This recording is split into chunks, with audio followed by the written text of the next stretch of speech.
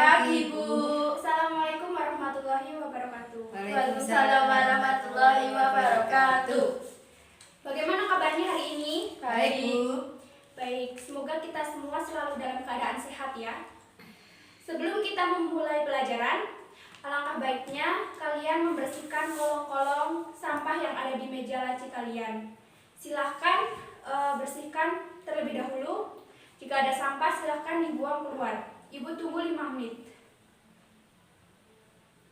Sudah semua? Sudah. Baik, silahkan kalian tata meja dan kursi kalian terlebih dahulu agar pembelajaran terasa lebih nyaman.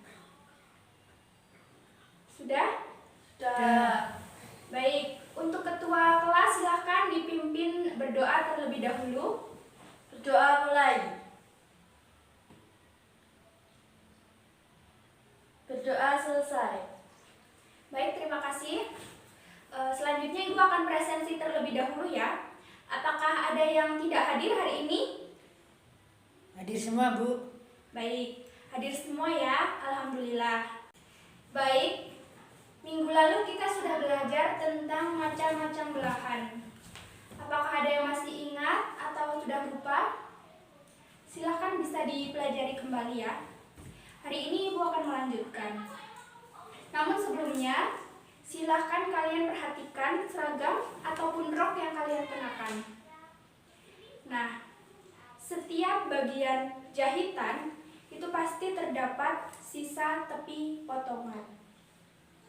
Nah, itu yang dimaksud dengan kampuh. Untuk penyelesaian kampuh seragam sendiri, itu biasanya menggunakan apa? Ya, biasanya dengan diobras. Nah, itu nanti akan kita bahas pada pertemuan kali ini, yaitu macam-macam kampuh. Nanti Ibu akan jelaskan. Baik, sebelumnya Ibu akan menyampaikan tujuan pembelajaran dari materi hari ini, yaitu siswa mampu menjelaskan pengertian kampuh secara tepat. Selanjutnya, siswa mampu menjelaskan macam-macam dari kampuh. Dan yang terakhir, siswa mampu menjelaskan teknik pembuatan kampuh secara tepat. Baik, di sini ada yang bisa menjelaskan pengertian dari kampuh? Tidak. Baik, kita akan membahasnya bersama-sama ya. Seperti yang sudah Ibu singgung tadi di awal, kampuh merupakan tepi potongan kain pada pembuatan busana. Nah, untuk lebar kampuh sendiri itu berbeda-beda setiap produknya. Seperti misalnya kerung lengan itu cukup menggunakan kampuh 1,5 cm saja. Dan untuk menjahit sisi, terus lengan itu bisa menggunakan kampuh 2 cm. Tergantung setiap produknya ya, jadi berbeda-beda. Adapun kelim itu bisa menggunakan kampuh 4 cm. Nah, teknik sambungan supaya hasilnya kuat, maka setiap di awal dan di akhir jahitan itu harus dimatikan. Jadi kalau kita menjahit, itu di awal maupun di akhir itu kita bisa matikan dengan cara dimaju mundurkan setikan mesin kita. Jadi itu lebih kuat.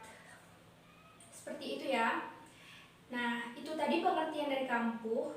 Nah, kampuh sendiri itu digabungkan dengan cara bagian buruk bertemu dengan bagian buruk, agar nanti hasilnya bagian baik bertemu dengan bagian baik, agar terlihat lebih rapi. Baik, kita akan beralih ke macam-macam kampuh. Di sini apakah anak-anak ada yang bisa menjelaskan macam-macam kampuh? Tidak. Baik, jadi macam-macam kampuh sendiri itu ada 5 ya. Yang pertama ada kampuh buka, selanjutnya ada kampuh tutup, selanjutnya kampuh pipih, selanjutnya kampuh Prancis, dan yang terakhir kampuh sarung. Ini kegunaannya juga berbeda-beda. Jadi setiap produk yang dijahit itu juga menggunakan kampuh yang berbeda. Misal, untuk menjahit rok itu bisa menggunakan kampuh buka, seperti itu ya. Kita akan bahas satu-satu, mulai dari kampuh buka. Nah, kampuh buka sendiri itu biasanya digunakan untuk menjahit bahan-bahan yang tidak terlalu tebal. Misalnya sisi rok, sisi baju, sisi lengan, kemudian sisi-sisi ya, itu bisa menggunakan kampuh buka. Nah, untuk macam-macamnya kampuh buka itu ada 4 macam ya. Yang pertama, kampuh buka dengan diobras. Ini adalah kampuh buka yang sering kita jumpai ya. Jadi baju yang kalian pakai itu pasti baju sehari-hari itu pasti kampuhnya dibuka dan diobras penyelesaiannya. Selanjutnya ada kampuh dengan disetik kecil. Selanjutnya ada kampuh buka dengan digunting zigzag. Dan yang terakhir ada kampuh buka dengan diserong, kain serong ya. Nah, kita akan bahas satu-satu. Untuk kampuh buka dengan diobras penyelesaiannya itu kalian bisa jahit terlebih dahulu. Selanjutnya kalian pipihkan menggunakan setrika dan langsung saja diobras menggunakan mesin obras. Nah, itu akan lebih membuat pakaian terlihat lebih licin ya untuk penyelesaian seperti itu. Selanjutnya ada opsi kedua, yaitu kampuh buka dengan disetik kecil. Caranya masih sama, jahitan. Kemudian kalian pipihkan kampuh buka dengan cara disetrika. Kemudian di ujung kampuh kalian tekuk 2 kali. Kemudian kalian jahit mepet. Nah, itu juga lebih simpel, nggak usah menggunakan mesin obras. Penyelesaian juga lebih rapi. Selanjutnya ada kampuh dengan dijahit, maksudnya digunting zigzag. Nah, untuk penyelesaian kampuh dengan digunting zigzag sendiri, ini biasanya untuk bahan-bahan yang tebal ya, seperti jeans yang tebal seperti itu ya. Jadi cukup menggunakan gunting zigzag saja di pinggiran kampuh. Nah, itu sudah termasuk penyelesaian kampuh zigzag. Dan yang terakhir ada kampuh buka dengan cara dirompok. Nah, biasanya ini menggunakan kain kumai serong, jadi kain yang berbeda ya. Biasanya juga kampuh dengan dirompok ini adalah untuk menjahit bahan-bahan yang tebal seperti mantel ataupun jas. Nah, biasanya itu menggunakan kain kumai serong. Selanjutnya disatukan agar menjadi jahitan yang rapi. Jangan lupa untuk selalu dipipihkan dengan setrika agar kampuh buka itu sepenuhnya terbuka ya. Itu juga akan melicinkan baju yang kalian pakai. Jadi lebih memudahkan dalam proses pembuatan busana. Selanjutnya yang kedua itu ada kampuh balik atau kampuh tutup. Nah, kampuh balik sendiri ini adalah penyelesaian dengan 2 kali jahitan. Untuk jahitan yang pertama itu bagian baik bertemu dengan bagian baik kain. Jadi disatukan, dijahit dari ujung sampai ujung itu sekitar 0,5 cm. Selanjutnya tirasnya dirapikan dengan digunting dan menyisakan kampuh sebesar 3 mm. Selanjutnya kalian bisa lipat ke bagian buruk dan dijahit dari atas ke bawah. Nah, itu penyelesaiannya. Untuk kain yang baik itu nanti akan bertemu dengan kain yang baik, dan yang buruk itu bertemu dengan yang buruk. Ini juga memudahkan ya dalam pembuatan busana. Nah, biasanya kampuh balik sendiri ini digunakan untuk menjahit kebaya, baju anak, ataupun bahan-bahan yang licin dan tipis seperti tile, sifon. Nah, itu bisa menggunakan kampuh balik agar terlihat lebih rapi ya. Karena kan kebaya itu kan tidak boleh ada obrasan ataupun sisa kain ya. Jadi bisa menggunakan kampuh balik seperti itu. Nah, selanjutnya yang ketiga ada kampuh pipih. Nah, kampuh pipih ini terdapat 2 setikan. Nah, kenapa dinamai dengan kampuh pipih? Karena kampuh pipih sendiri ini adalah setikan yang akan disatukan ke satu arah. Jadi nanti hasilnya akan terlihat pipih. Ini biasanya digunakan untuk menjahit bahu kemeja ataupun baju bayi atau celana jeans atau baju celana pendek seperti itu ya. Nah, untuk menjahit kampuh pipih sendiri ini dengan cara menyatukan 2 kain, 2 bahan, yaitu baik bertemu dengan baik. Jadi nanti jahitannya itu terbalik dulu ya, untuk baik bertemu dengan baik. Selanjutnya kalian jahit dari atas hingga bawah sebesar 0,5 cm. Selanjutnya bisa kalian pipihkan dengan setrika ke satu arah. Selanjutnya, kalian jahit pada arah tersebut sebesar 1 cm atau mengikuti kampuh pipih kampuh tadi ya. Kampuh pipih tadi dilipat dan dijahit pinggirannya. Jadi akan ada 2 jahitan. Nanti berbentuk pipih ya. Seperti itu. Selanjutnya ada kampuh Prancis. Nah, untuk kampuh Prancis sendiri ini hanya menggunakan 1 jahitan saja. Nah, biasanya kampuh Prancis ini digunakan untuk menjahit bahan-bahan yang tipis.